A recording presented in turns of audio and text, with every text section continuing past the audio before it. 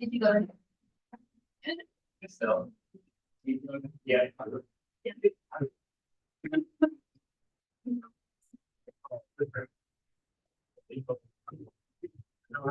Great.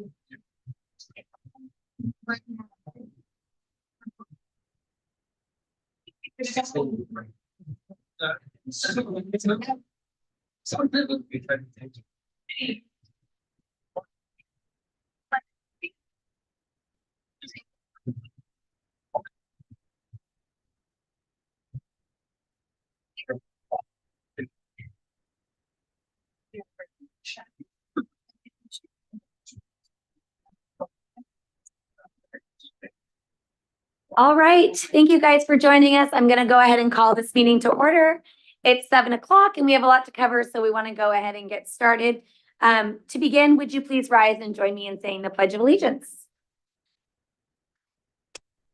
To the flag of the United States of America, and to the republic for which it stands, one nation, indivisible, with liberty and justice for all. All right, thank you guys for joining us tonight. This is like a full house for us. This is exciting. There was like 2 people at our last meeting. So to get started, we are going to look at the consent agenda. Is there a motion to pass the consent agenda? Any one of you? I make a motion to adopt the consent agenda. Lovely. Is there a second? I'll second that motion. Thank you. All those in favor say aye. Aye. Aye. Opposed? Motion carries 4-0. Also, I'll take this opportunity really quickly to call out that Director Thorne obviously is not here with us tonight. She had a work engagement that she could not move around, so she is not able to join us, but she's going to tune in later online to get caught up here with us. All right, we have a lot of really cool stuff to talk about for Spotlight On, so we are going to get started with Millie Wilkinson with Celebrate Middleton. Thanks for joining us.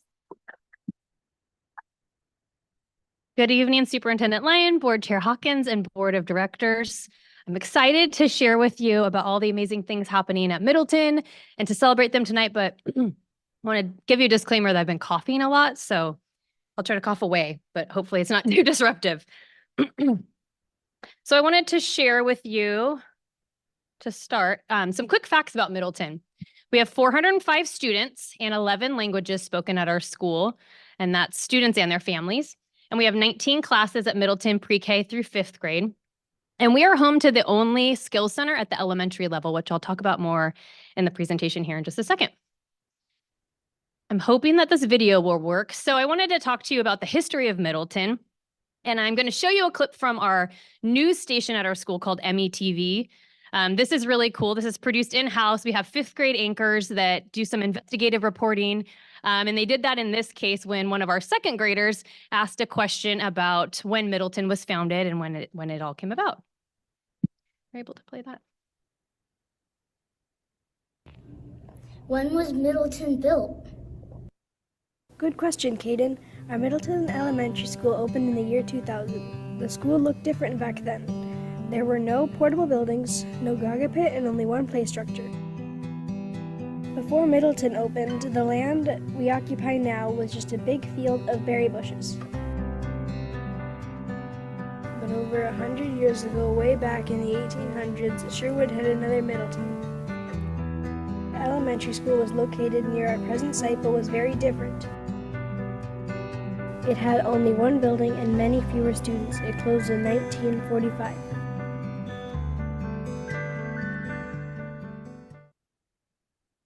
So I thought that was a better way than me talking to you about that. And we're really proud of that channel. There's episodes that come out every month, and it's really a way for us to promote our positive behaviors, supports in the building, and also our character trait of the month. But I think one of the favorite segments is probably the commercials that they do that are really funny, and also the student question. When was Middleton built? Thank you. Middleton has 65 staff, including certified and classified staff members, and they support our students in a wide variety of ways. And they go above and beyond in so many ways. You see a picture in the middle there of our kindergarten team dressed up like they're 100 years old on the 100th day of school. And they do so many things for our students beyond their job description, whether that's our certified engaging in a 60-hour voluntary letters training, or our classified staff members who, like one of our custodians last year, put together a skit for one of our students that wanted to be in the talent show. Didn't have anybody to do it with them. So she volunteered her time, recruited some 5th graders, and it ended up being like one of the funniest skits in our talent show. And that's just another example, like all those little things that we don't think about that aren't a part of their job that they do for kids every day so that kids feel like they belong. And if you've ever been to Middleton, you know that you just feel welcomed the moment you come in. You see Melinda and Michelle, and they are just high energy and so upbeat. And I think that sense of community and feeling welcomed carries throughout our building. Thank you. This is kind of just an agenda of all of the different programs I'll share with you in just a second. We have a lot of different things going on at Middleton, and I'm going to touch on each of them here. Like I mentioned, we have the only skills center at the elementary level at Middleton. And this is a program that benefits students that just benefit from some additional support, some special programming, and inclusive learning environments. And you see them on the left there in music, and they're doing some purposeful play in some of these photos. Doing some jobs around the school. They're a very important part of our community. And if you ever can't find me and you're looking for me at Middleton, that's a good place to check because it's one of my favorite places to be. And we are really proud of our program and being able to serve students from all 4 of our elementary schools. We also have pre-K at Middleton. This is our 2nd year with pre-K. And there's some really fantastic things happening there. What's so cool about pre-K is they get to start in their home school a year early. And so they get familiar with the building. We have a certified teacher who's phenomenal doing that, Mrs. Strutz. And they're building their literacy skills, their numeracy skills, their social skills. And we found that our kids that moved from pre-K into our kindergarten program, they really just came in with some really good skills. And it really benefited them a lot. So we're really proud of that program as well. Next up is the Mustang Zone. This is our wellness room, if you're familiar with those at the secondary level. We call it the Mustang Zone. And this is where we facilitate social emotional skill building. Students work on identifying emotions and learning skills to help them regulate their emotions as well as social skills. And it's just a proactive way for us to support social emotional learning and mental health. And kids love it. As you can tell, there's lots of really fun activities in there. Okay, so we're moving on to specials here. So next we're going to talk about music and choir. Students in music get to do all kinds of fun things. They sing songs, they learn skills about rhythms and tone and pitch and all of those things. And they play a ton of different instruments. It's really impressive we all know the recorder, right? Like we all played the recorder, but they also do like the xylophone, keyboarding, ukuleles. It's really cool and the kids really love it. And then on the right, you see our choir there. They're the Middleton Music Makers. I love the name. They practice every Tuesday and they perform all around Sherwood and also across the state. And we're really proud of that program. PE is next up here. The goal of PE is really to promote physical activity and making healthy choices. And our PE teacher, Mr. T, does some traditional activities and some non-traditional activities. There's a lot of collaboration involved in that, and the students have a ton of fun. He also teaches some skills that are related to traditional sports, which kids enjoy as well. Next is library and media. And our media center educational coordinator is just amazing. She used to be an IA in our building, instructional assistant. So she has a really strong knowledge of literacy. And so she partners with the teachers to make sure she knows students' reading levels. And then she gets to know students' interests and hobbies and the genres they like and helps to match them with books that are interesting to them, but also at their ability level. She also puts on a lot of different challenges over spring break, summer break, winter break to keep kids reading through those times when they may not be enticed to do it otherwise. And then last in the special section is STEM. And the goal of STEM is to provide opportunities for students to do critical thinking and problem solving and collaborate together. And they get to do all kinds of fun things. And the interesting thing about STEM is I don't think the kids really realize that they're learning. They're just having a blast. They do computer programming, engineering, some hands-on like lab-based science stuff. And you can tell in the pictures, they just have so much fun. And this is actually photos of some first graders doing some robot computer programming, which is pretty impressive at that age. And this was toward the beginning of the year. So really cool as well. Okay, we're moving on to a couple of competitions. The Oregon Battle of the Books is open to our 3rd through 5th graders, and there's a selected book list that they read. And man, these kids get to know those books like inside and out. They read them over and over, and the level of like detail recall and knowledge they have on the books is just impressive. So we basically host like a little NCAA tournament in our building, and we have all of these different rounds of brackets, and they play. And the final culminating event is an assembly where we have our final battle. And this year on the right, you see our winning team. Their team name was 2 Series and a Novel, and they were 4th graders. So they're going to be the team to beat next year. We also have the spelling bee, again, open to 3rd through 5th graders. And it is really impressive. I don't know, maybe Dr. Lyon, if you want to come back and participate in that next year too. I know you're a good speller, but this year, the spelling bee actually was such a good competition that extended past the final assembly and into the second day because it was just so back and forth, and the words that those kids were spelling, it was pretty impressive. On the right, you see our school winner, Ellie, who is a 5th grader, and she went on to compete in the regional spelling bee. So super proud of all of those kids. Okay, so next I have a treat for you. You probably saw these kids kind of meander up here. We're going to talk a little bit about our Mustang Manager program, which is our student leadership program. And we are so lucky to have Izzy and Miguel here tonight to tell us a little bit about that because they are some of our Mustang managers. Hi, good evening. My name is Izzy, and I am here to tell you about Mustang Managers. So, what is a Mustang Manager? A Mustang Manager is a 5th grade student chosen to be respectful, responsible, and safe. Mustang Managers help students and teachers.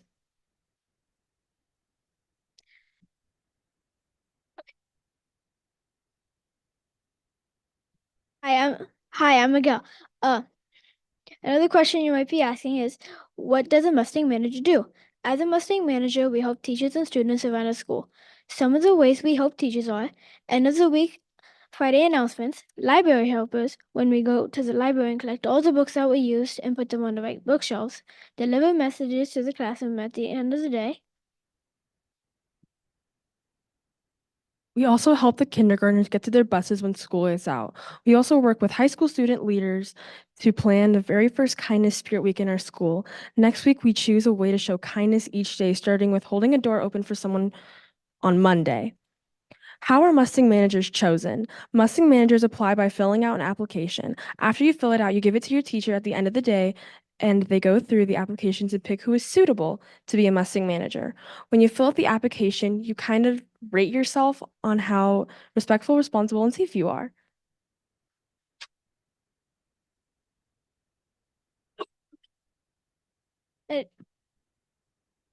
An additional question you might be asking is, what do we like about being a Mustang Manager? One reason I like being a Mustang Manager is that all the jobs we get to do are really fun, and the people that get chosen to be one are always nice, and the privileges we get are amazing, like being here to present to you today.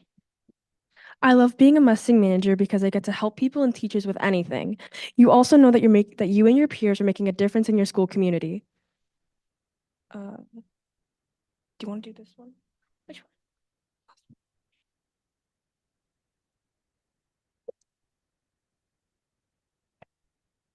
As a Mustang Manager, okay, as wait, no, I lost it. Okay. Oh my gosh. An additional question that you might be asking is, what have we learned as a Mustang Manager? As a Mustang Manager, we have learned many skills like problem solving and being optimistic and resilient when problems occur. You also learn to be kind to one another, even if you don't know them very well. Also, you know responsibility of the tasks and jobs that you get assigned. And that's on Mustang Managers.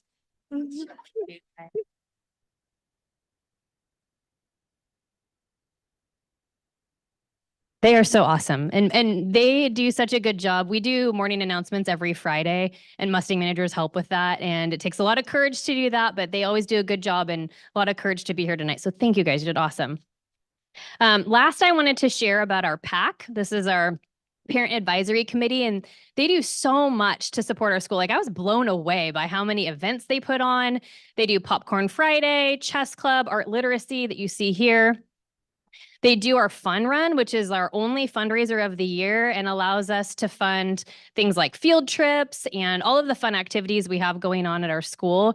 And I wanted to show you instead of tell you about one of the events because you got to see it to get the sense of what it really feels like. So I have a quick little video here of our horseshoe hop, which was a couple weeks ago and was a really fun event. So it might be a little loud, but we're going to see some kids dancing.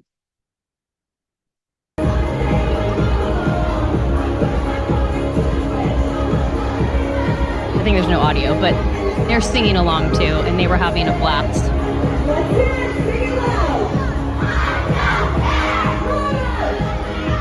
Even funnier without music.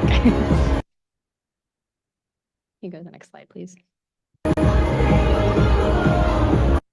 So they do a lot of events for us. They do the horseshoe hop, a family movie night, all of these fun things, carnival, and it's just a really good community builder. So at this point in the presentation, like normally I just wrap it up and be like, thanks, that's the end.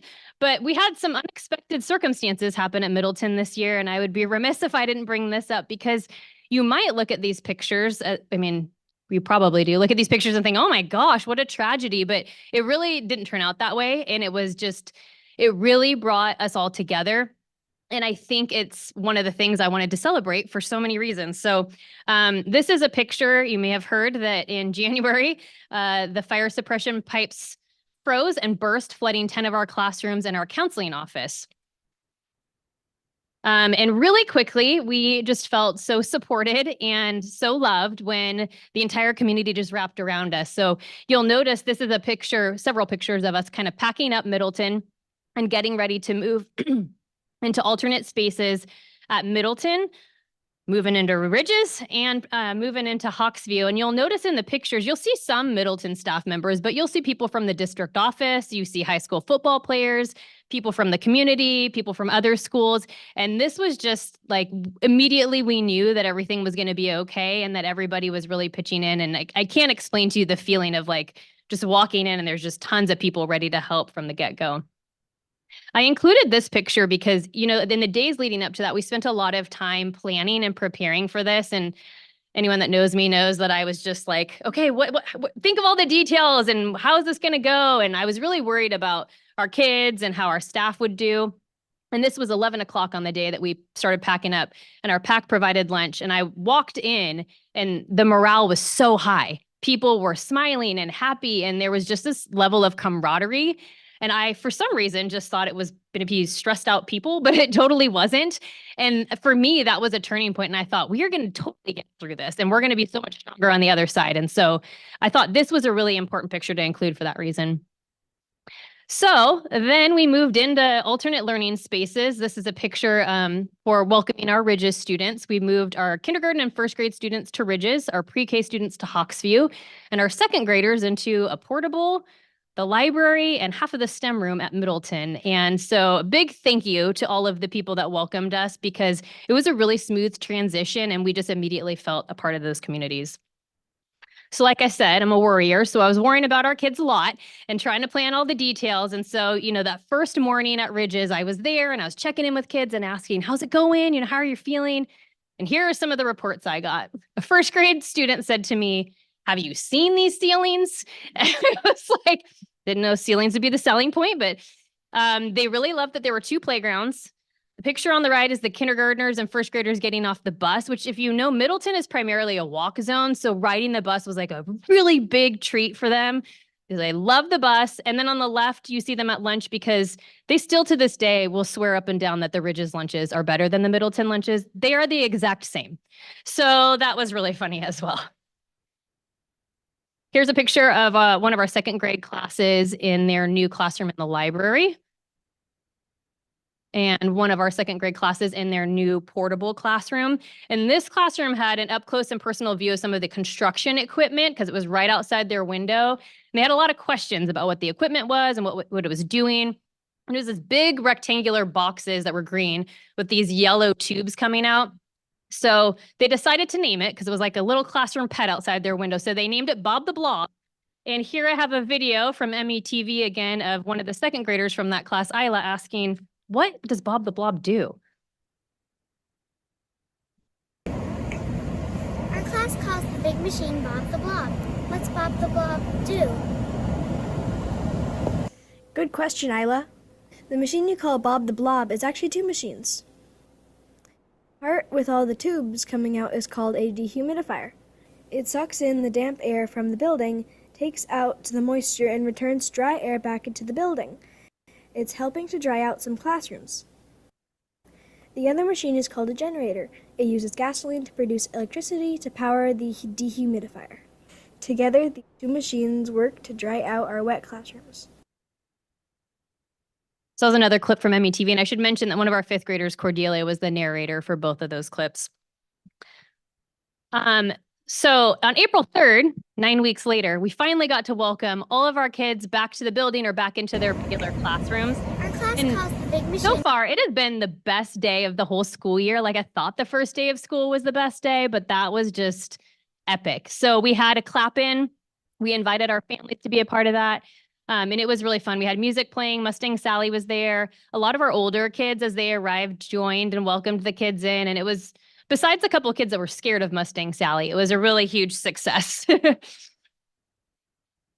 I just want to take this opportunity to just thank everyone. I mean, there were so many people in the community, in this room, Hawksview, Ridges. I mean, we just couldn't have done it without the support we had.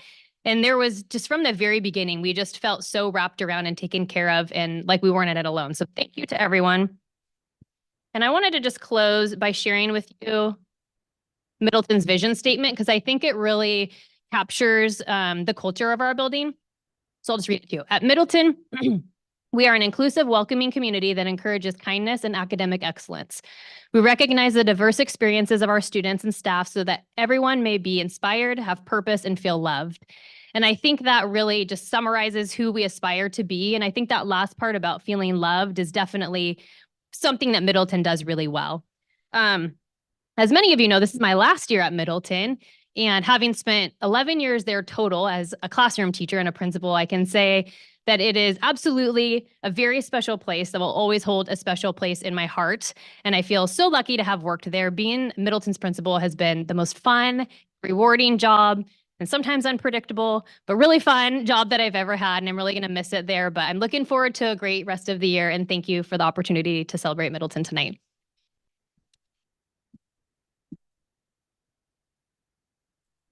Do you have questions for me? I mean, I don't, I can make some up. I think you guys did a tremendous job. Good job, students. You guys are so brave. It's hard to get up there and talk to us. I know we're scary, but you guys did an amazing job. And I would agree. I don't have any kids that go to Middleton, but I came over to your building when everything was pure chaos. And it didn't feel that way. Teachers were like, come in my room, let me show you my stuff. Here's my kids. It felt so loving and calm and kind and sweet and everything you would want for your kids' school. So you guys are doing a phenomenal job. Thank you. Yeah, thank you for sharing with us tonight. Okay. That was really lovely. We're gonna move along now to the Sherwood High School students selected for the 2024 Rose Festival Court. And I think tonight Katie Hartman is going to present that to us. And as always, we know that kids have school. So after your part of the evening, if you would like to be dismissed to go home, you are more than welcome to do that. You don't have to feel bad taken off. You're also welcome to stay, but you don't have to. All right. All right. Good evening, Board Chair Hawkins, Superintendent Lyon, and members of the board. Thank you for having us. It is my honor to introduce to you Amelia Godard. She is up for she has been selected as the 2024 Rose Festival Princess representing the Metro West region.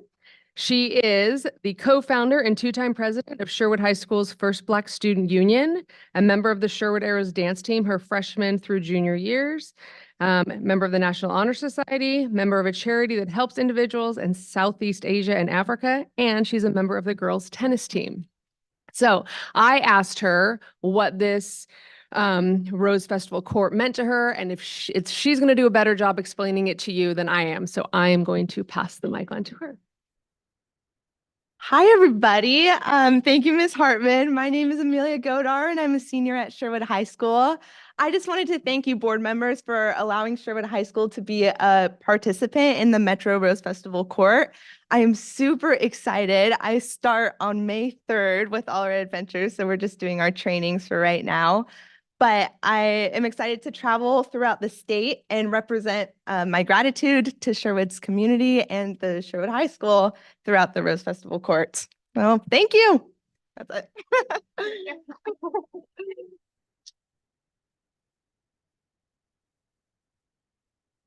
Congratulations. That's a huge honor, and I'm sure you're going to represent us so well. We can't wait to see all the things you guys do. That's exciting. Okay, I know you sat down, but you're still up. And up again, it's Katie Hartman.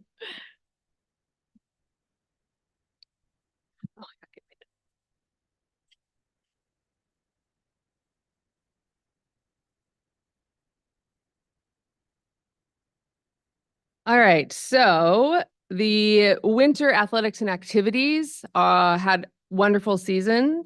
Y'all have the list in front of you, so I'm not going to go through everything. I'm just going to highlight a couple things.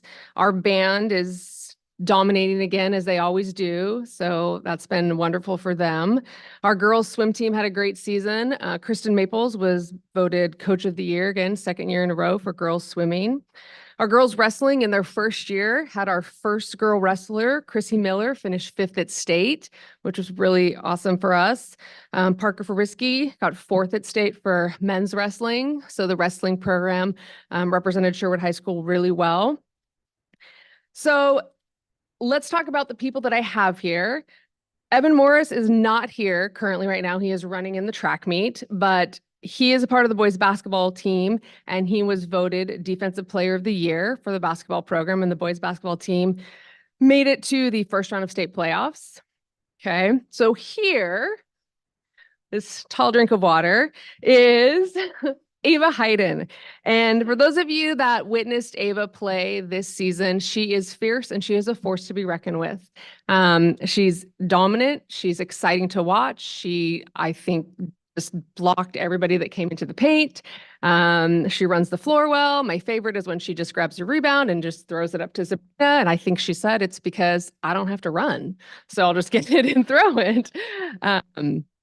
Ava was voted Co-Player of the Year. She was voted Defensive Player of the Year, and she is a first-team All-State recipient. She also is up for Gatorade Player of the Year. And Ava plans to attend Iowa next year, where we are so excited to continue to watch her dominate there. Over here is Haley Mon. Is that right? Yeah. Okay. And Haley is a part of our spectacular dance program. Our dance team was the 2024 state champions. And the cool thing about this dance team is they get to pick 2 performances, and they chose hip hop and traditional, and they got first in state in both of those events. Their hip hop, if you did not get a chance to watch it, is one of the most spectacular dances I've ever seen. It is amazing. It's one of my favorite. And the other thing is, and I learned this, is that they were also the 2024 grand champions, which means their scores in both their traditional and their hip hop were the top scores combined together amongst everybody there. So not only state champions in both of the events they chose, but also grand champions overall. And they also got 8th at nationals this year. So they had a spectacular season, and we are extremely proud of how they represented Sherwood High School. Haley herself, with Brody Balzer and Riley Eggleston, were nominated and selected as all-state dance team members. Haley also won a dance scholarship and an academic scholarship, which I hear is a rarity to win both. So that's an awesome feat for Haley. And she also is going to attend University of Montana next year on a dance scholarship, correct? Yes, but to dance. Okay. So we are super proud of Haley as well. She's a dance captain this year, and thank you for coming here to represent our program. And that is all we have for athletics and activities. So please, thank you for coming, and give these two a round of applause.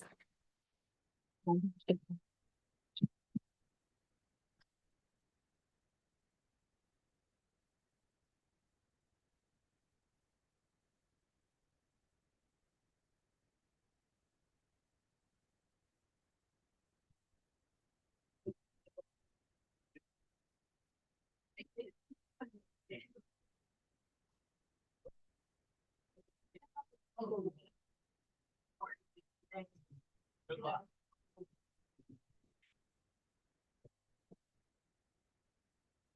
I know everyone's bailing out of here. Goodbye, good job, goodbye. But we're so proud of all of our athletes. There have been so many amazing accomplishments, and I know I watched those girls perform, that's a dance term, but I watched Ava play basketball, and I watched Haley perform numerous times, and they are incredible to watch, as well as Evan and so many of these kids on this list. So these programs really continue to flourish and do very, very well. If you guys don't have anything to add, we will move on into reports. Is that okay? Yep. All right, and we'll kick it off with Dr. Lang. That is an impossible act to follow. Totally. And I also want to, yeah, exactly. I do want to mention that our student representative on the board, Sabrina, was first team all district as well in basketball. So I wish she was here tonight, but I think she is also running track this evening. So kudos. What a, I think it was, I do believe it was undersold a little bit, the degree of success that our fine arts and athletics program had this winter. And we have the benefit of seeing all the accomplishments in our packet, but it is unbelievable and such a point of pride for the Sherwood community and the school district. Our kids just crushed it this year. And that's through a lot of hard work by the students and good coaching and good fine arts directors and people. So just two things to report. Marlene has very judiciously led us through a process of selecting the company that is doing the surveys. And we are now through the staff surveys, and we're waiting for the feedback on the parent surveys. And so we're in the process of working on that data on the staff surveys. But the only thing I want to, applaud tonight about is we had close to, because the kind of joke is we're not sure how many employees we have. It's always, one or two. We had 100% return by staff on our survey. So when you as board members get those sets of results, you're looking at in totality the reflection of our school district from our staff perspective through a third party. And then on the parent side, I learned tonight that we had over 1,000 surveys returned.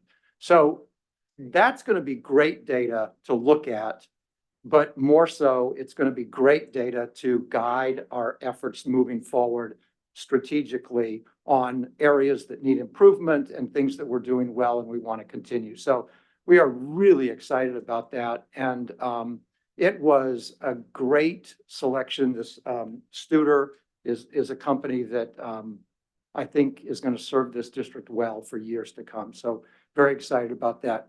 In your packet, you have the resignation of Sandy Miller, our transportation director. So Casey Jevons is going to be interim for the remainder of the year, but we want to wish Sandy well. She did a tremendous job for this district and really put our transportation department in a place where it needed to be and has done just an outstanding job. So it was in the packet this month and I wanted to call her out. I'm not sure if we'll get a chance to recognize her at the end of the year again, if she'll come back up. Her circumstance was she took a job closer to home. She had a heck of a commute every day and it was logical for her to do that, but Sandy will be missed. And, I will forever be grateful for our 3 a.m., 4:30 a.m. phone calls about weather. And that's That's something that we did quite a bit over the last 2 years. So that's my report. I know, I hope she does come back so we can recognize her because she did such a tremendous job and that feels very anticlimactic not to get to thank her in person. I know she welcomed all of us into transportation and showed us all around and really, I mean, she is gonna be very hard to replace because she was a trainer, she knew everything, she cared so much about those kids and how to transport them safely, so she will definitely be missed. Quick question for you, do you know what the turnaround timeline might be for the survey? I will, Any guesses? Marley.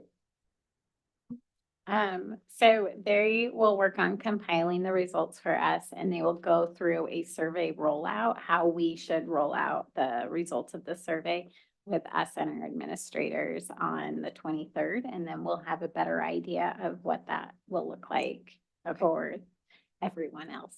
And we're almost at 100%. It might have been a slight stretch.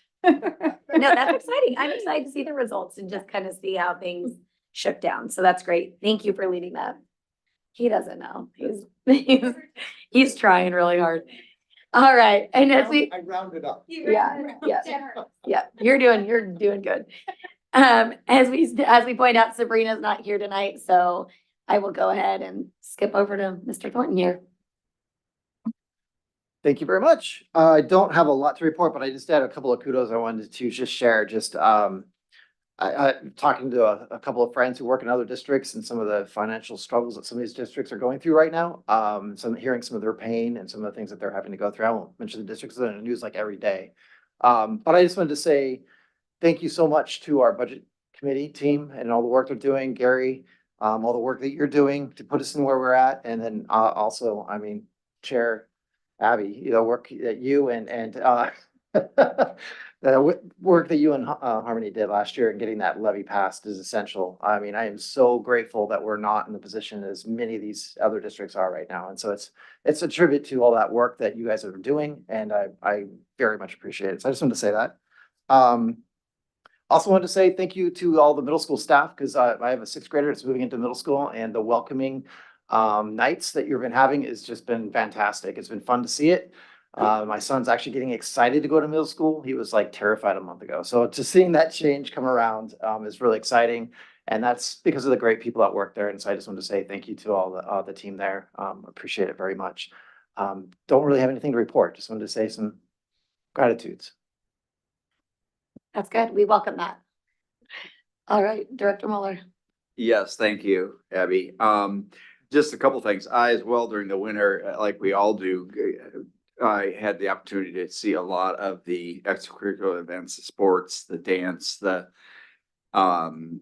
it was incredible. And I wish Ava was still here because I really would like her footwork. I don't know who's been working with her on her footwork, but she on the baseline was pretty amazing. I think Jeremy would attest that too. And the dance team is, I would see them practicing in wherever they were practicing in the high school lunchroom. And they're crazy. It's just, it is intense.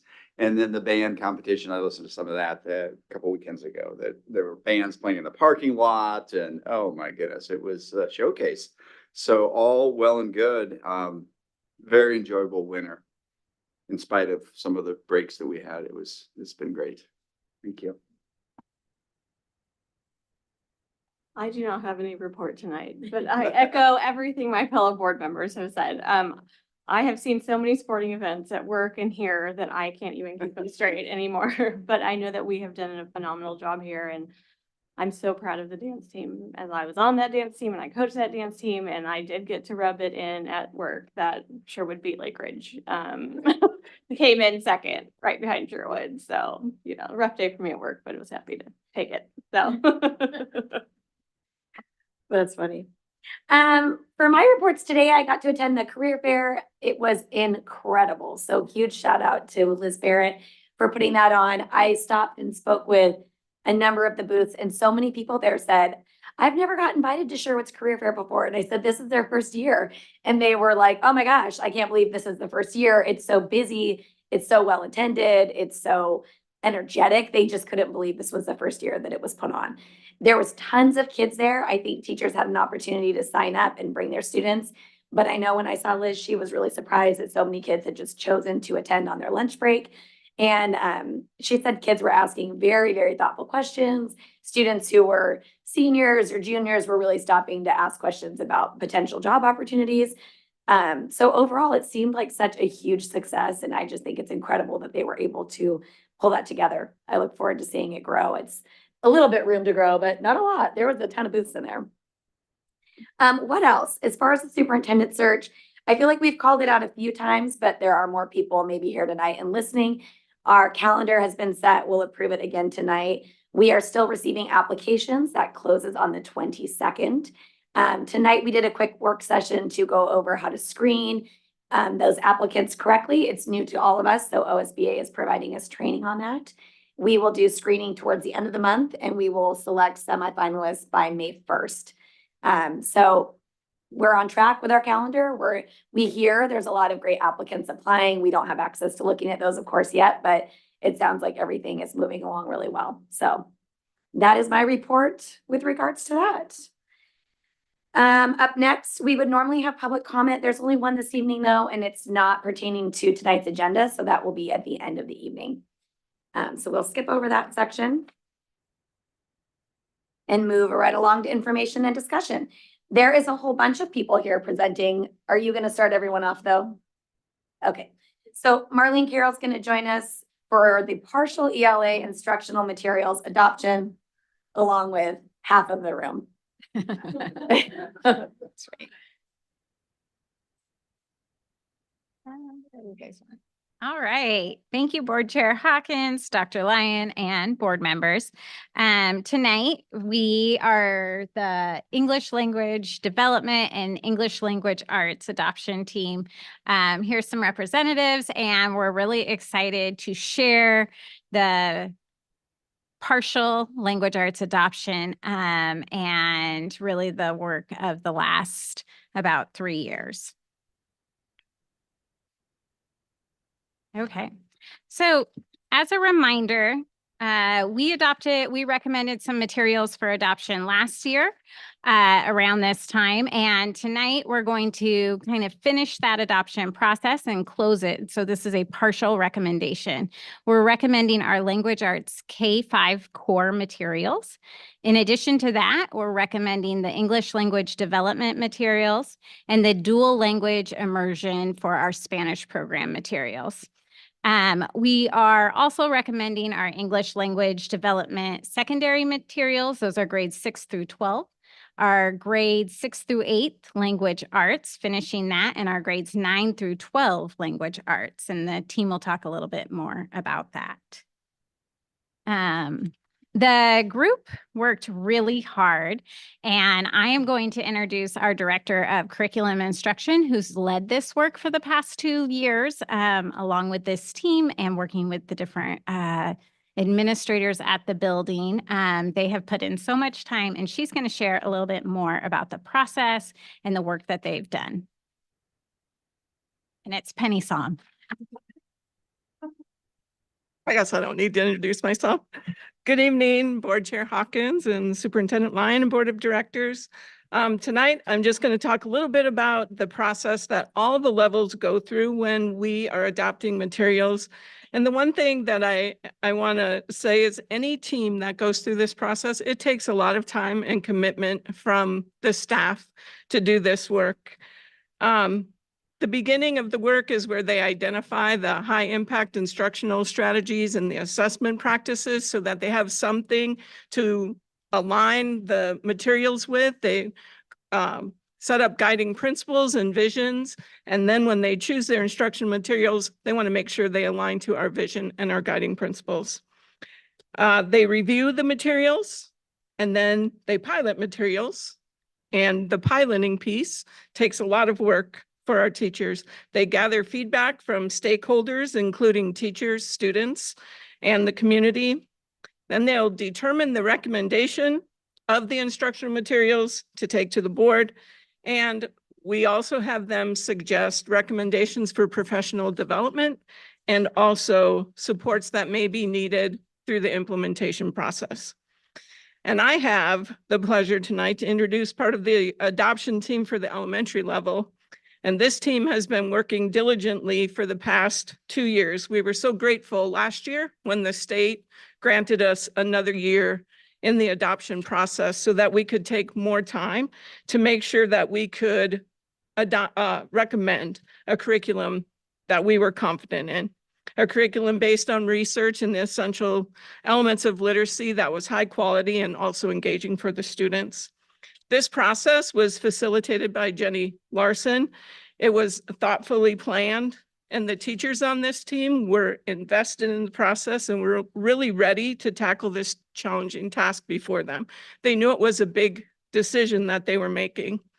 Piloting a curriculum, it takes a lot of extra time and effort. They have to learn that curriculum in a short amount of time. And that team was all in piloting 2 different curriculums this year. They attended trainings, they had meetings, they did question and answer sessions with the publisher, and they engaged in some really thoughtful discussion and ultimately made a decision that they will recommend this evening. And we just really appreciate their time and their hard work. And I'm going to turn it over to Jenny, who just did an amazing job facilitating this whole process. Thank you, Penny. Good evening, Superintendent Lyon, Board Chair Hawkins, and Board of Directors. Last year, the K-12 Language Arts team, get this. Oh.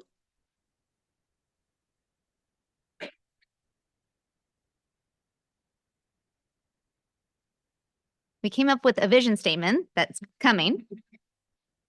The arrows are opposite.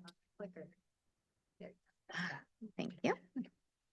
So I just want to remind you of our vision statement. It's the Sherwood School District envisions an evidence-based approach to literacy that centers the strengths, needs, and interests of our students to cultivate strong readers and writers who carry with them a lifelong love of learning. And this vision statement helped us guide our adoption process. Oh, I have it now. All right, we are in year 2 of LETRS training, and this is evidence-based professional development. And this course provides veteran and new educators learning based on the science of learning to read. The LETRS training is approximately 40 hours of coursework, including Bridge to Practice, which applies the learning to the classroom. Feedback from the teachers was that they found their new learning very valuable and started implementing it immediately with their students. Teachers were so inspired by their learning in Volume 1 that many are now continuing on to Volume 2. Ultimately, our goal is to have every teacher trained in LETRS or an equivalent foundational reading course. So our K-5 literacy team consisted of teachers from every grade level and every building represented. Last year, the team recommended a foundational reading program called Bridge to Reading. And this year, the team was tasked with recommending language arts materials that included reading comprehension, writing, word study, and grammar. The team reviewed materials on the Oregon Department of Education approved curriculum list and narrowed it down to 2 to pilot based on our vision and guiding principles, research, and evidence of learning. A similar process occurred for our dual language immersion teachers. Next, you will hear from 2 piloting teachers about the curriculum we are recommending and from our ELD TOSA, Mary Huffman. Haley Witt is a 3rd grade teacher at Ridges, and Mary Odell Wilcox is a 2nd grade DLI teacher at Hawksview.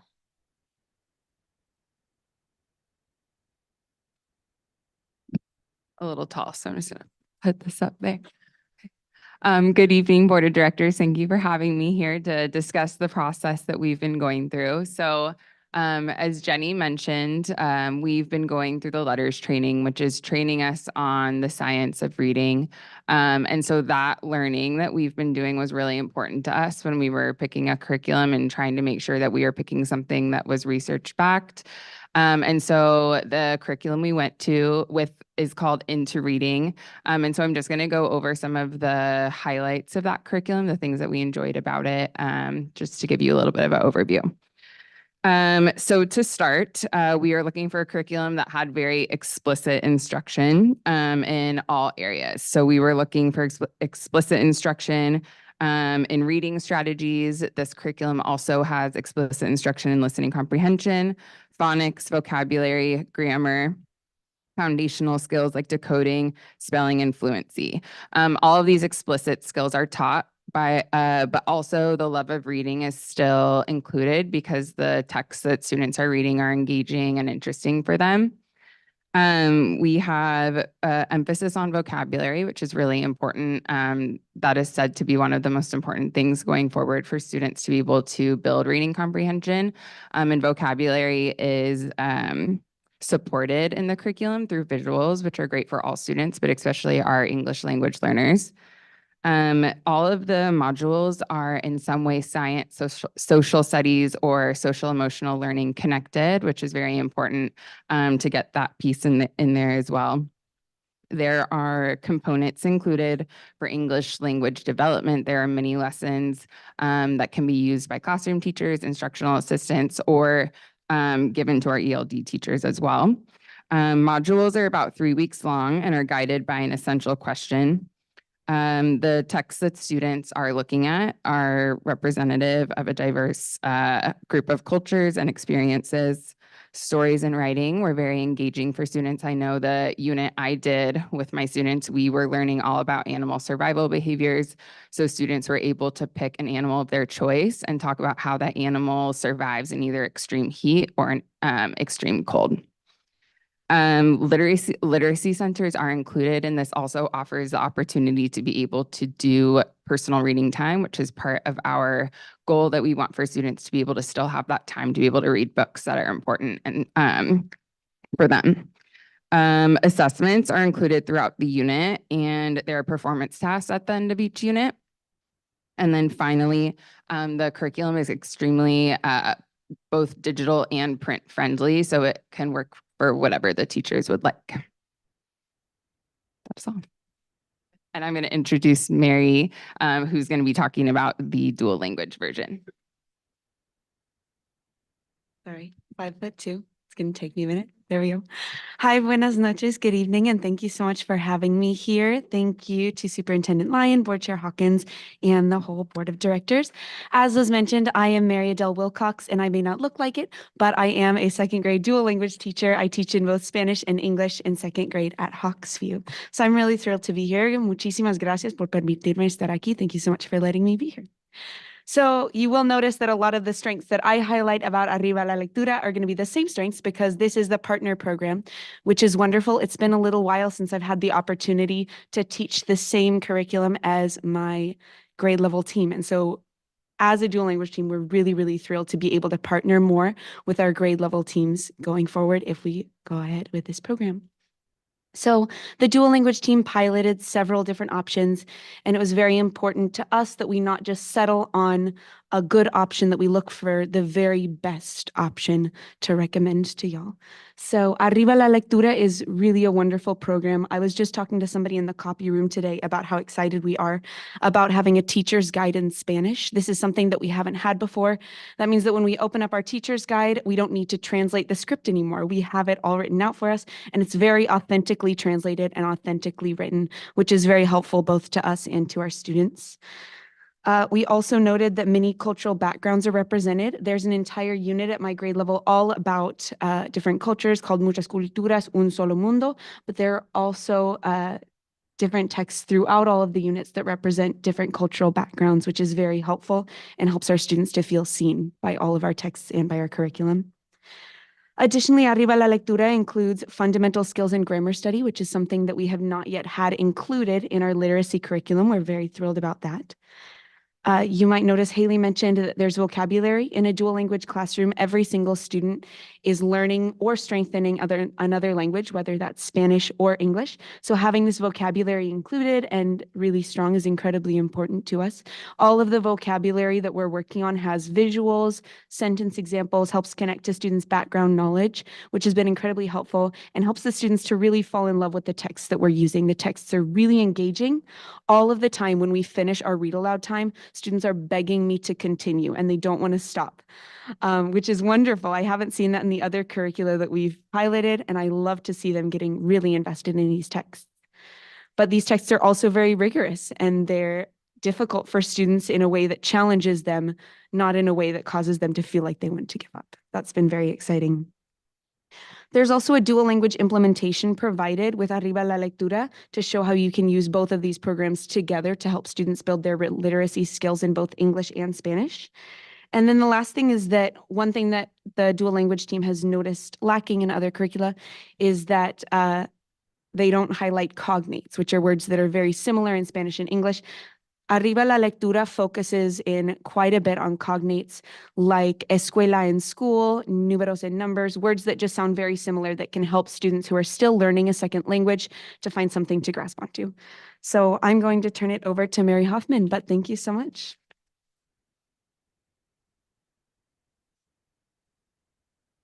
All right. Good evening, Board of Directors. Thank you for having me. The English Language Development Program is going to be moving to an integrated method. The integrated method can be very responsive. In the classroom, it may look like the ELD specialist teaching small groups during the literacy block, or it could be one of our ELD specialists teaching alongside a classroom teacher. Perhaps it could be pulling a student out during intervention to provide them with additional structured language practice and instruction. Using an integrated method for English as an additional language allows teachers to use the same materials as students use in their core instruction. This allows us the ability to support students in acquiring English language proficiency and grade level standards with consistency to better align instruction between the teacher and the ELD specialist. I'm going to hand it back over to Jenny. Thank you, teachers, for sharing your experience. So on April 10th, we had a half-day PD day, and on that day, the teachers were presented with an overview of the HMH curriculum by the publisher, and they had time to dig into the materials with their grade level teams. Professional development provided by HMH will occur also in the fall with ongoing coaching and support from instructional coaches, principals, and teaching and learning. We've learned that professional learning is transformative when responsive to need and ongoing. We will also continue to offer letters training to teachers, and throughout the year, we'll be monitoring student learning. Next, we have Brittany Patterson from SMS to share information about the partial ELA adoption at the middle level.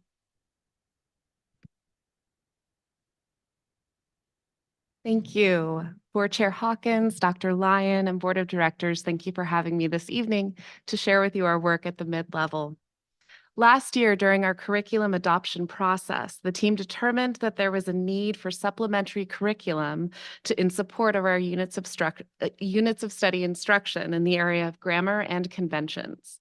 With that need in mind, in the spring of 2023, sorry, let me get you your slide. There we go. The language arts team began a pilot of an online-based curriculum called No Reading. It was determined that more time was needed to determine if the program met our needs as a department, and it was unanimously decided to continue the pilot throughout this school year. No Reading includes diagnostic tests that result in individualized and targeted instruction for each student. From the teaching perspective, that means that I can assign topics to my students, but each individual student is going to get targeted and leveled practice that they need in order to make progress on their individual levels of proficiency. This is a robust program with included tutorials of instruction, individualized features for each student, and adaptive features to make this learning experience valuable and effective. Additionally, some of the reporting features available on the teacher dashboard have proven especially valuable as I assess my students and what they need moving forward. I would love to share with you an example from one of my classes this year. So this is an example with the student names removed, of course, of one of my classes from this year. The students do not see this report, but this is what I see from my teacher computer. The color coding to the left of the student name indicates where a student scored on a pre-assessment for a unit that I assign. This is with given no instruction or very little instruction on a specific task or skill. For blue indicating proficient, red below, and so forth.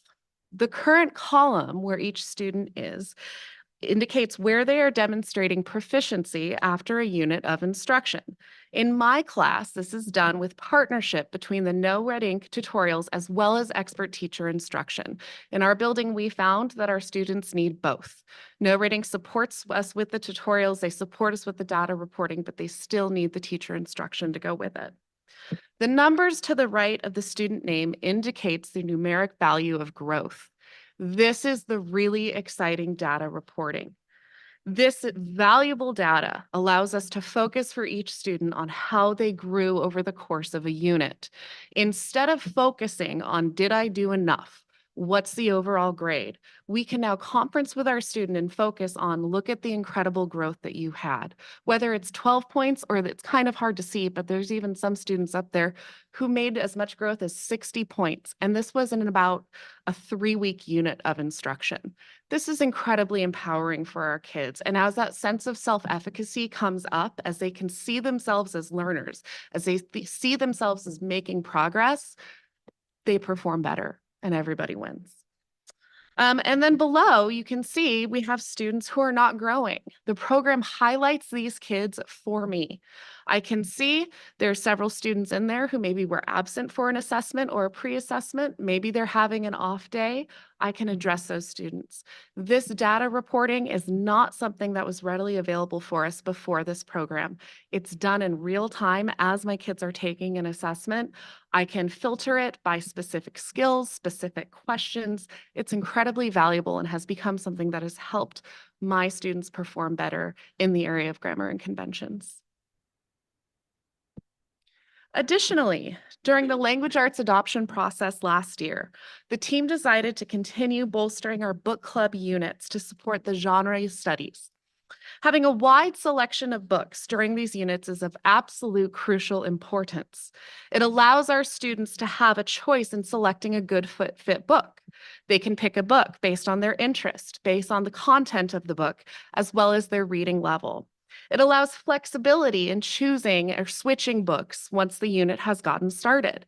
We are always reassuring our students as well as our families that if a book is not a good fit for them, whether it's because they just don't like it, or the content, or an inappropriate reading level, we can switch. We have more books to choose from. No problem. Let's change. Additionally, we have a robust culture of reading in our school. We have many students who read multiple books within each unit. The more books that we have to offer, the better. The more that students chew through. In a unit that I'm about to talk about, it's not uncommon at all for us to have 7th graders that read as many as 7 books in one unit. They love to read. Specifically, in 7th grade, we do a genre study for book groups on historical fiction. Our team has made a decision moving forward, starting next year, instead of categorizing our current books by theme or by topic, we are now going to categorize them by geographic location. By keeping our existing books, but adding to them and recategorizing them in this way, it allows us to open up the net and collect a wider selection of books. It allows us to highlight currently underrepresented locations or people that are not currently represented in our 7th grade language arts curriculum, and also opens the door for more cross-curricular opportunities with our 7th grade social studies classes. And the titles that we are requesting for consideration are listed there. Additionally, we have 3 titles that are all sequels to 3 books that are currently approved in this historical fiction book unit.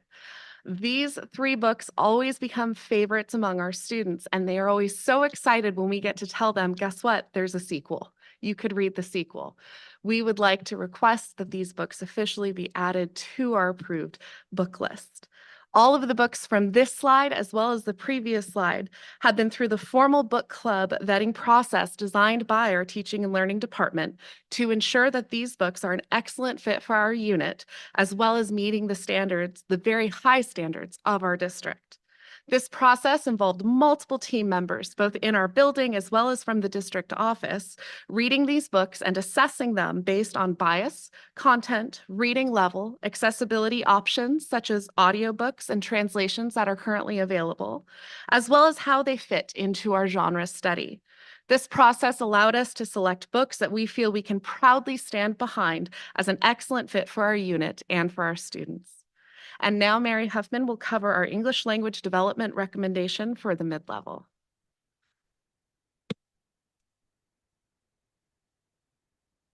Right. There are a lot of challenges for our students who enter the American school system at the secondary level with little or no English. In recent years, we've seen an increase in our newcomers. The challenge is that they are learning academic English while simultaneously trying to build a foundation of content knowledge to prepare them for the rigor of high school. Students who are in our newcomer program get a double dose of English language development, and we have decided to recommend Vista Higher Learning Program to support these students. For our English language development course, we are recommending English 3D. English 3D will provide content vocabulary, grammar, and language structures that bridge the 6-8 core curriculum. In addition, our ELD teacher will use supplemental materials to support students in their grade level standards. One reason why we are not recommending Vista's core curriculum is because the publisher will not release it until July, the materials until July. Once the publisher releases, we will review and may bring it back for approval next spring.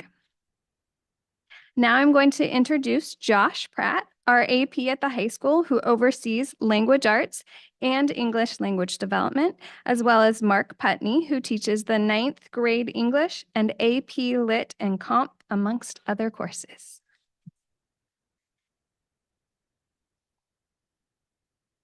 Good evening, Board Chair Hawkins, Superintendent Lyon, Board of Directors. Thank you so much for the opportunity to share our recommendations here at the high school this evening.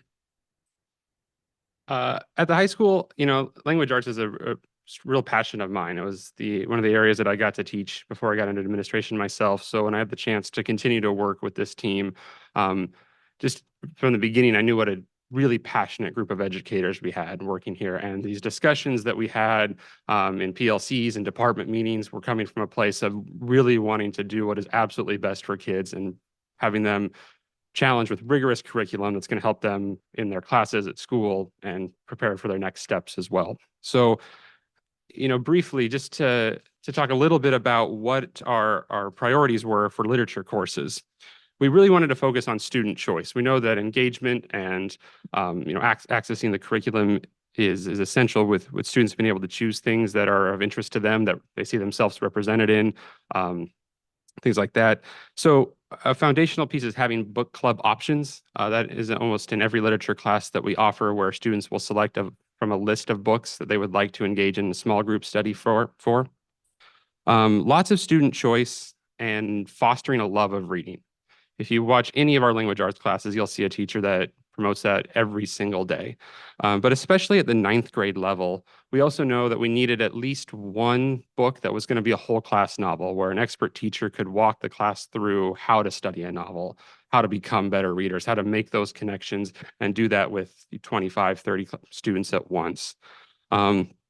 And there are a lot of books out there, as we found out, that can be a good fit for that. So over the last several years, from the time when I started as a teacher in the department, we've had these discussions while I taught at Sherwood, and now as an administrator, we've continued these discussions of trying to find a whole class novel that is academically challenging, that is culturally relevant, that students want to see themselves in.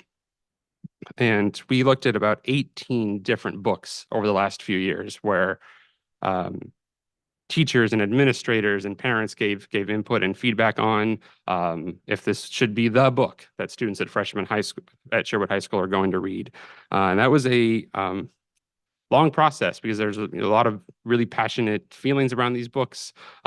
There's lots of options that for sure could work.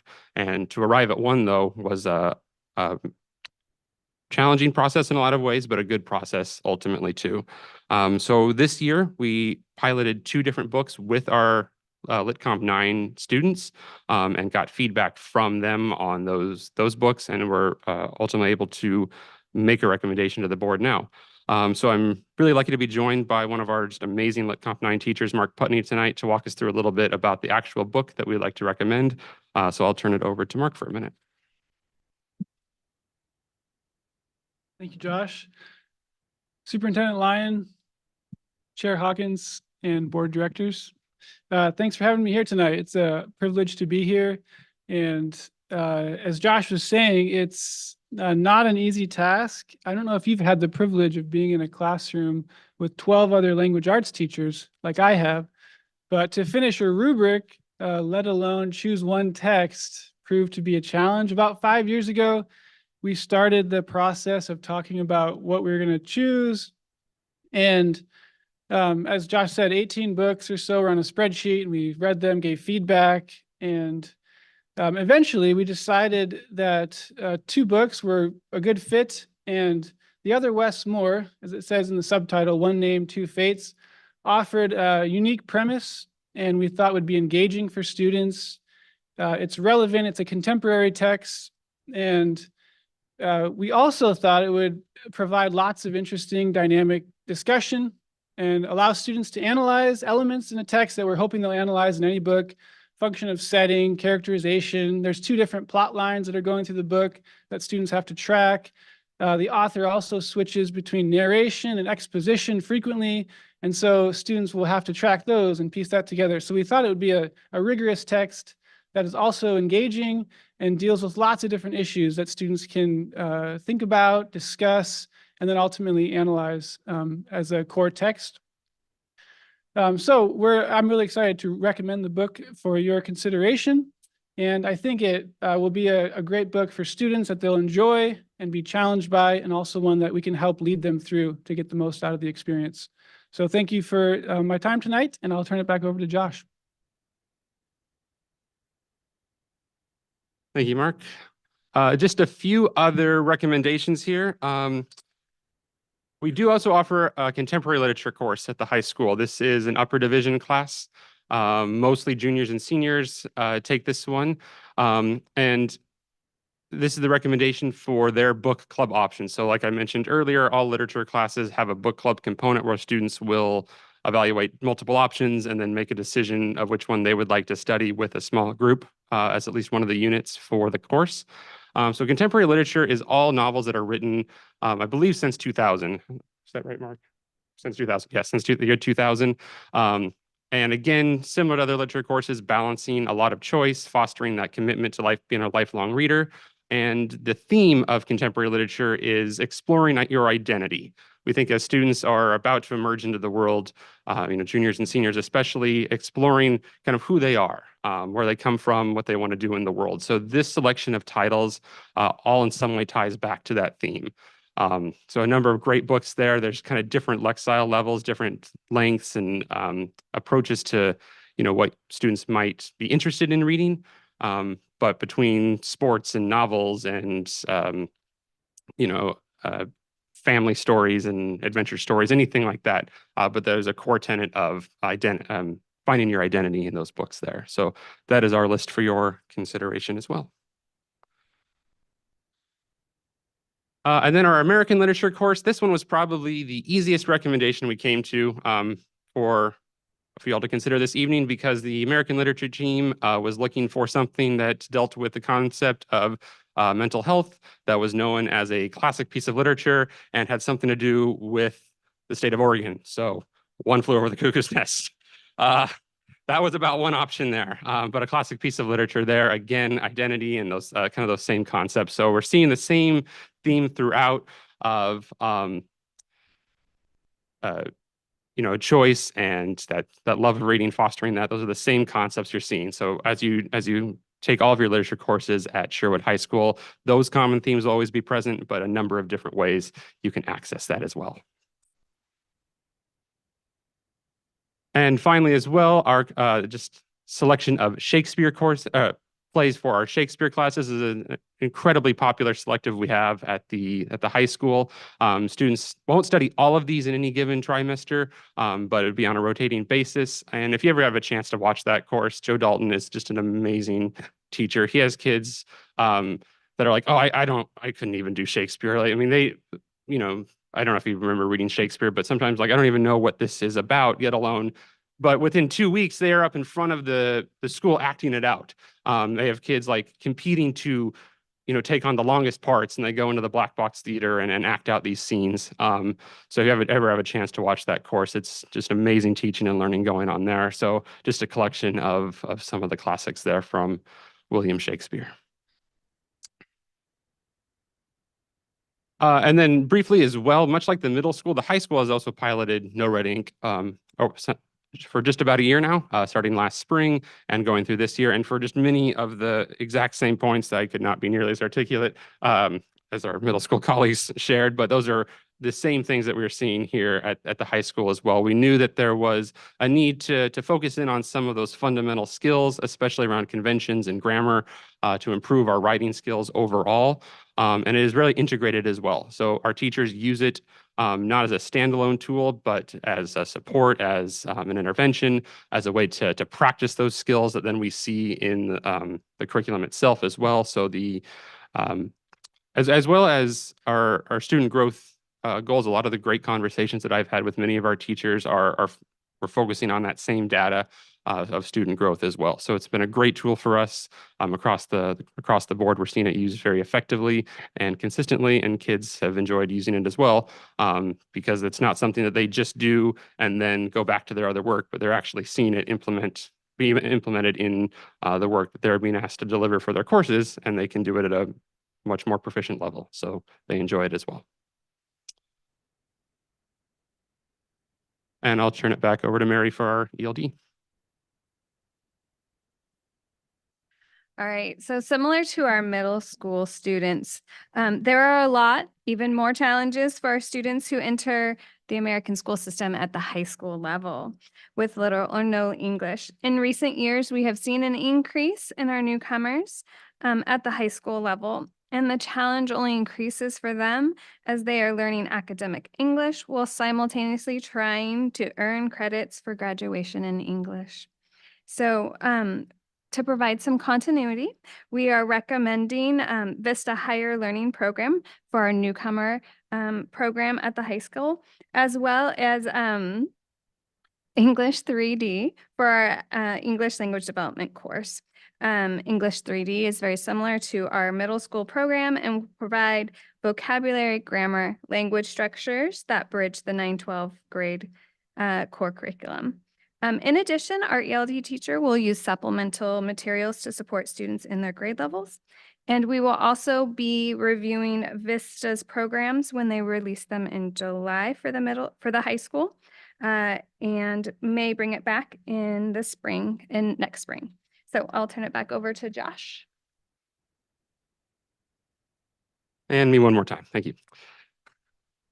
So again, just a summary of what goes into the criteria. And part of the reason that this was like a 5-year process in a lot of ways for especially the 9th grade novel, where these were all of the considerations our team was making. So an incredibly passionate group of educators with over 18 options.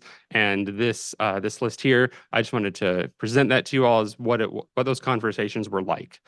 So thinking about the different time periods and the perspectives and values that each of those books were bringing to the table, the Lexile level, so how difficult and rigorous the book would be for the students to grapple with, how long it would be, how that works with scheduling and our trimester system, the content, the appropriate level of that itself, and the overall literary value too. So is it, a piece of literature that is worth studying with our time? So a lot of different opinions on these, ranking which one of these is kind of on your priority list was a challenge in a lot of ways, but the team just did a phenomenal job with that. And we have a really dedicated group of educators who are very excited about the Westmore being the 9th grade novel or 9th grade book moving forward. I believe back to Marlene.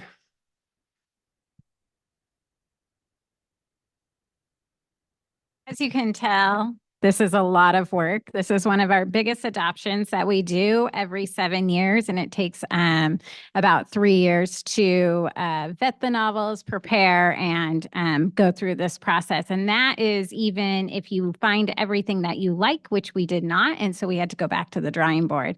And so this team has just done an outstanding job, and we very much appreciate all their time because it is absolutely a lot of extra time. We did some things differently in our community review. So I'll go over some of the things that are the same and some of the things that were different this year. We'll have the similar family review process where materials will be linked to the teaching and learning webpage following the board meeting. There will be print materials available in school districts, in the school district offices, the front offices of your school buildings and the district office. And then this year we did things differently where we're at our community review night, we had our materials that we were piloting in advance, and we got feedback from families on the different materials that we were piloting. And that was not just English language arts, but it was math and science, and we'll talk about that a little bit. So that was a little bit different. We had around 5 families come and participate. And yes, one was Director Carson and the other one was Director Moeller. So, but still 5. We got some feedback from those folks who came and visited us that night. And we always appreciate it when we do get visitors. You get a lot of individualized attention when you come. It's great fun. There will be a feedback form available for input, and then we will bring you that feedback back when we bring it back for second read. Any questions for us? I would just like to comment. I just want to say thank you, and I think Director Thornton would say the same. What a monumental lift this has been for you. And I know that because I've received every single meeting invite that you had, and I'd have to quit my job in order to attend all of them. But when I did get to meet with Marlene and go on some tours and get to see some piloting curriculum and then coming to the review night, I had a blast at the review night. I almost missed my daughter's soccer practice because I was talking with Josh Pratt at the end. And I had to go, but I got a guided tour through every curriculum, and I just got to see the passion in which you're teaching it. And even when you knew me weren't selecting a certain curriculum, you still taught it with passion to those students because I saw it. And so I was just really impressed with what I saw and the level of professionalism, and just reassured that we were heading in the right direction, and it was all good things. So I'll just say a couple things quick. Firstly, yeah, again, thank you very much for all the hard work that you guys are doing. I had in my former career as a teacher, I've been through these adoption processes before myself. I know personally how much work it is. It is a ton of work, and it can be sometimes very frustrating too. Just try to get the team to agree on things and move the process forward. And sometimes you feel like you're going backwards. And I've been there, and I really appreciate it. I know seeing all of you here tonight to put all the effort in to explain it to us, I appreciate it very much.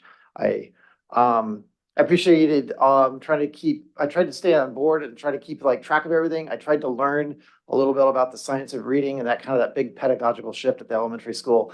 That looks like a big heavy lift. So I appreciate especially the elementary teachers that are having to kind of make that big change from the Lucy curriculum over to science of reading. I know that's a big pedagogical shift for some people, and well, probably everybody. And a lot of training involved with that. Marlene tried to help educate me a little bit on it. I definitely was getting lost in some of the trying to understand everything, but I appreciate it. I really do appreciate all the hard work that you guys are doing. I wish we had tools like No Red Ink back when I was a teacher. That would have made my life a lot easier, I think, and made myself a lot more effective. It looks great. I appreciate everything you're doing. Thanks, you guys. I would echo all that's been said so far, but I want to make one comment about the Marlene, what was it called? The family night, the community night. I think that was a great kickoff. I tell you what, I learned a tremendous amount of stuff at that meeting and meeting the people who were involved on your team. So I would hope that gains a little more traction, because some of the hubbub you hear on the streets, if people were there and listened or just review, they would get an entirely different perspective and understanding of how all this works. And so at the very least, we'll see if we can gain some more popularity of that event, because it was really, really good. And it should grow, and everybody should feel really well done with what they've done so far. Thank you. All right, well, I don't have any questions myself either, but I would also thank you, not just for your work on this committee, but for teaching language arts, because I can tell you it is hard to learn to read, to learn to comprehend. It is still very hard for many kids to learn how to write well. And you guys do it very, very well. And it's not a very enjoyable subject matter for a lot of kids. Kids struggle with it. I know you're laughing, but I know, Ms. Dahm, you know that's true. It is a tough subject for a lot of kids, and a lot of kids really struggle through it. So I appreciate the amount of work that went into this. I really like that you guys are being very transparent with all the books that you're asking us to add in, not just for us. We've seen these things before in a list, but calling them out so that people listening and paying attention can really look through those and see what's included. I know for myself, I get emails fairly frequently from teachers about what my kids have as options so that we're able to have those conversations. And so I hope parents are able to use that with their families if that's useful. I think that's been a really good addition. So I don't have any other questions, but I have heard one piece of feedback with regards to the elementary. It seems that families are saying that it is more helpful for their students who have dyslexia. So I think that is really wonderful, because I know that is a group of kids who have struggled, at least in our district and with our past curriculum. So that is a wonderful thing to hear. I don't have any other questions, but we really appreciate your guys' work and the time you put into this presentation. So thank you for being here. If you deserve a clap. That was quite the presentation. You do, but if you are doing math, you have to stay up here. Yeah. If you're not doing math, you can go home. Yes. All right. Thank you, guys. We're going to move into our K-5 or elementary math recommendation.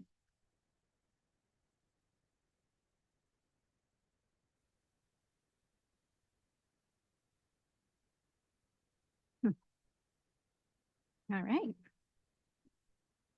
So last year we shared with you our recommendation for secondary materials, but we decided to ask for a postponement for our K-5 mathematics adoption and said we would bring you a recommendation this spring 2024. So we're back. All right. This adoption will actually be pre-K-5 because the materials that we're recommending stretch as low as pre-K. So they will be a continuation from pre-K all the way till 5th grade, which is always exciting having 2 pre-K programs in the district, that they get the same materials that they'll receive in kindergarten. Okay. The math leadership team 2 years ago met and discussed the options of the idea of continuing on with our Bridges curriculum. And they had to come up with a kind of a choice between sticking with Bridges 2, essentially, our current materials, or moving forward with the new redesign of Bridges materials and looking at Bridges 3. And so they already determined that they knew they wanted to stick with Bridges. Bridges took a lot of teacher learning. They had to shift some of their pedagogy, and they all really enjoyed the curriculum and they knew how to teach it. And so they wanted to continue moving forward with that work. But they still had to decide, do we want to stay with our current materials or do we want to move forward with Bridges 3? And I'm going to turn it over to Jenny Larson, again, our elementary teaching and learning TOSA, and she's going to walk you through the entire process and the materials.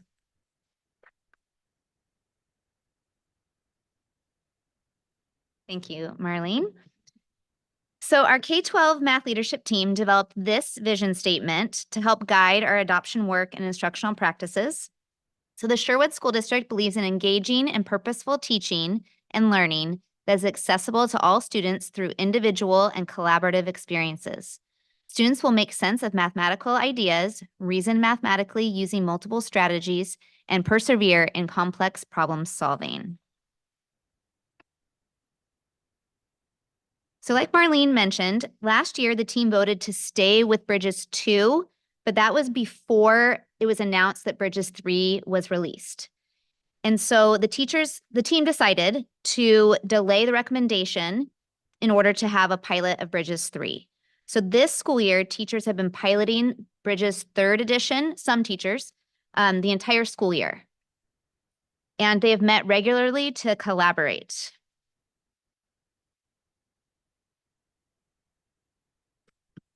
So just to reorient you with Bridges and their philosophy, the Math Learning Center publisher of Bridges states that the curriculum is inquiry-based and student-centered. Bridges focuses on developing mathematical reasoning while creating an inclusive and equitable learning community for all students. And that is one of our 5th graders in our piloting class showing her work. And then that is a quilt of one of our 1st grade piloting classes. So you may be wondering what has changed. Bridges 3rd edition will be familiar to our teachers who are currently using Bridges 2nd edition. This is very important as you were just presented with our new ELA adoption recommendation for implementation next year. So similarity and familiarity will be important. The features and structures at the core of the program are similar, including the scope and sequence and the majority of the lessons. Visual models and manipulatives are still central to students' learning experiences with Bridges 3rd edition, as is a focus on problem solving. That said, the field of math education has learned a lot since Bridges 2nd edition was published, and the Math Learning Center has worked to integrate those ideas into the revisions and will result in improvements in the experiences of both teachers and students. The 3rd edition includes changes to address equity in text, images, and problem contexts. The curriculum is also made more equitable and effective by addressing pedagogy and integrating a set of mathematical and instructional routines. Added assessment tools are designed to help educators identify student strengths and make decisions to deepen their understanding. Incorporating technology and reconsidering teacher preparation and session length are ways usability have been enhanced. And I know that you can't necessarily read these, but this is just to highlight the sidebar. So in the curriculum, there's strategically placed sidebars that's embedded into the lessons with action steps for teachers to highlight opportunities for effective and equitable practice, to unpack the rationale for tasks and their structure so that teachers can take practical steps to make equitable and effective practice a reality in their daily work with students. The Math Learning Center believes that all students can make sense of mathematics, and with this in mind, the Bridges core curriculum connects with Bridges Intervention and Concept Quest.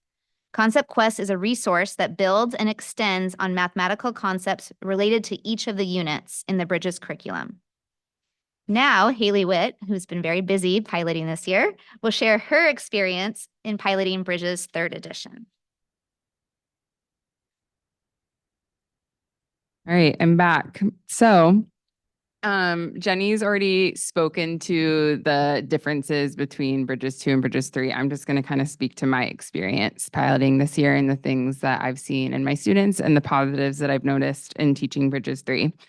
So as she mentioned, Bridges 3 is similar to Bridges 2, but just builds on the work that was already happening.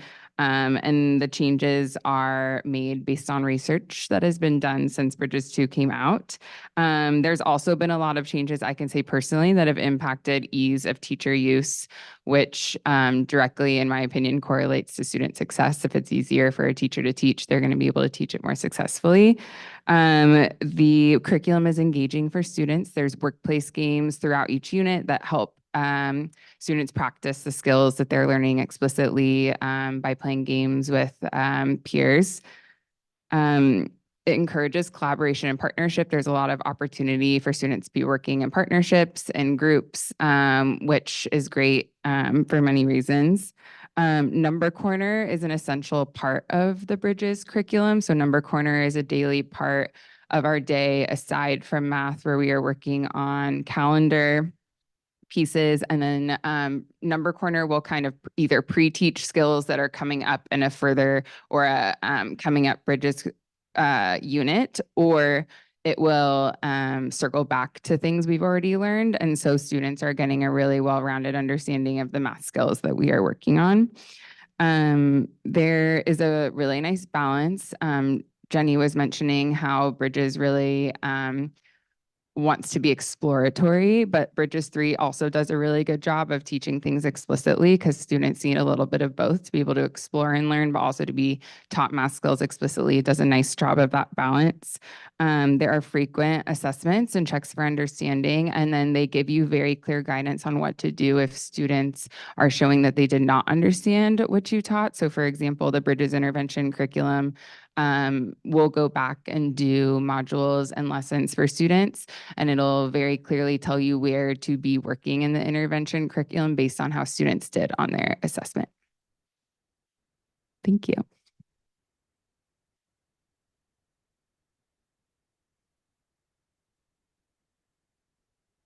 All right.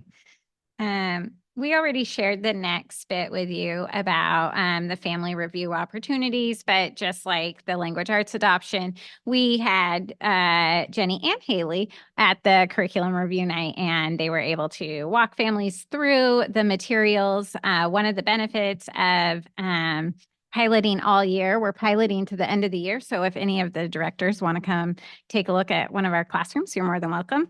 And there will be feedback available online, just like with the language arts materials. Any questions for us? I have one question for you, because I feel like I've gotten this before and you are much more equipped to answer this. So people who maybe don't come to the curriculum night or listen to this entire meeting will say, like, how do you make math more equitable? Like, aren't we just talking about numbers? So I was trying to read on the one that talked about embedded learning, but I couldn't, I'm too old to read that. Could you give people listening an example as to where you might see the equity be expanded in the math curriculum? I'm so glad you asked that. The third edition has really made an effort to leverage all voices in the classroom. So to give opportunities for students, not just the ones that know the answer that are raising their hands, but how can we get the voices of other classmates and have build on their strengths? One great way that Bridges structures that is by kids solving problems using different strategies and then positioning kids to then share their strategies. And it's a great way to have kids learn from each other, including kids that strategies come very easy to them, may see a strategy that's different that they never considered. So it's really getting to that deep knowledge. And so that's what we're meaning by equitable, in that all kids can access it. Awesome. Thank you very much. That sounds amazing. But I appreciate your answer. I know that comes up a lot, and you guys are the best equipped to answer that correctly. So thank you. Are there any other questions? I just want to piggyback on this just a little bit. Being a former math teacher, and I actually got to teach Bridges, I guess 1. I didn't call it Bridges 1, but it was just Bridges at the time. I was a high school math teacher at the time, but a bunch of us came down and we co-taught with the elementary school when we were making this transition to Bridges, because it was a big, I don't know what you call it, big philosophical change to how to teach mathematics. And it was actually a curriculum that really transformed my thinking on how to teach mathematics actually at the high school level. I think often many of us, and when I went through school, it was this way, you were kind of taught almost a very rote style. Like this is how you do this kind of math problem, right? You use your quadratic formula or whatever, obviously not in elementary school, but you know, you're taught how to do something in a very like kind of a rote kind of way. And Bridges is a very conceptual based, constructivist inquiry kind of approach to mathematics. And it is a fantastic program. I'm actually very excited to see it being adopted in the 3rd edition. I haven't seen it, so maybe I will do a class visit just to see it, because I'd be kind of curious to see what the changes are like. But it is very different. So I think to piggyback on the equity thing, I think that's one of those big things where like in mathematics, often we get stuck in these ruts of like, this is how you do this problem, right? When there's often so many different ways to approach it, so many different ways to solve something. And it's important to give value and to all those different ways of doing it, and not just like, oh, this is the fastest way we're done, right? And Bridges is really, really, really good at that. Very, very good. In fact, the manipulatives are fantastic. They turn math sometimes almost into like a game that you're playing, which is a great way to explore mathematical concepts. So I could not be more pleased as a former math teacher that the elementary school is doing Bridges. I think it's fantastic. Excellent. Thank you for your feedback. All right, thank you as well for your hard work. I know you guys were on both committees. That's a lot of time and energy, so thank you so much. All right, our last item for business. Yeah, you guys did a round of applause too. Sorry, breeze right over that.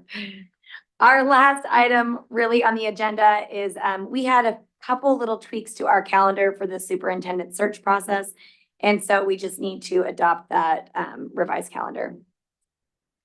If anybody would like to do that.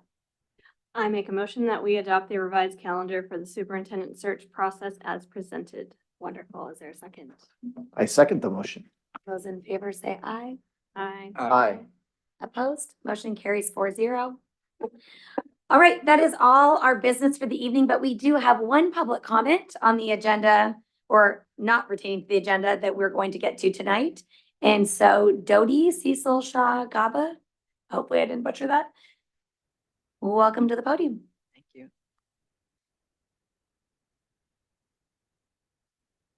My name is Dodi Cecile Shaw Gaba, and I'm a resident of Sherwood and a member of the Save Women's Sports Movement. I'm going to be speaking very fast to get all of this in. We pay a lot of taxes here, and we voted on the recent levy for increased school funding. Now our tax dollars are being used to trample on women and girls' hard-earned sex-based rights protected under Title IX. On Saturday, at a track and field event, a male competed at our local high school, but not against other boys, but sadly against our girls, stealing opportunities from them to advance on to the next heat, taking podium spots and titles, girls who have put in endless hours over many years of strenuous training. This male has publicly declared the intention to break the current state record held by one of our Oregonian girls since 1997. According to Independent Women's Voice, males have stolen over 879 trophies, medals, and titles across 423 different competitions in over 28 different sports. I realize that this must be solved with OSAA, but their gender policies affect all of our school districts, so I felt compelled to speak up. It's happening too often everywhere, and it has to stop. Sex-based sports categories are crucial for ensuring fair and safe competition. Biology and facts are not hate. It's not transphobic or sexist to say that differences in boys and girls are real and exist. Using those labels to advocate for and legally allow males to be in our sports and spaces makes anyone by definition a misogynist. Having contempt and actively discriminating against females. This shouldn't be political. Yet those on the left are pushing this gender ideology invented by a doctor named John Money from the 60s, very unethical. They passed gender identity laws that directly conflict with our sex-based rights and are erasing our language. Fully intact men in our sports, change rooms, rape crisis shelters, and prisons. And only people on the right seem to be protecting women and children on this issue. This ideology is simply rebranded Marxism, and it uses the oppressed oppressor narrative, and it weaponizes our kindness, and it uses it against us. These people often have other mental health issues going on, yet they threaten our girls and say, if I'm not allowed to play in this sports category, I'm going to end my life. What emotional blackmail to put on our young girls. Trans-identifying people are free to live however they wish, and we encourage them to participate in sports in their own sex-based or co-ed category. I have nothing but compassion for them. But our rights do not end where their feelings begin. We will not cede linguistic territory. A woman is an adult human female, and a girl is a minor human female. Many states are codifying some of these terms into law. Many trans-identified people agree and stand with our movement. And women are 50% of the population, and I bet that most of us will vote accordingly to get all of our spaces back, because a woman and a girl is not just a feeling. Thank you. Thank you for your time.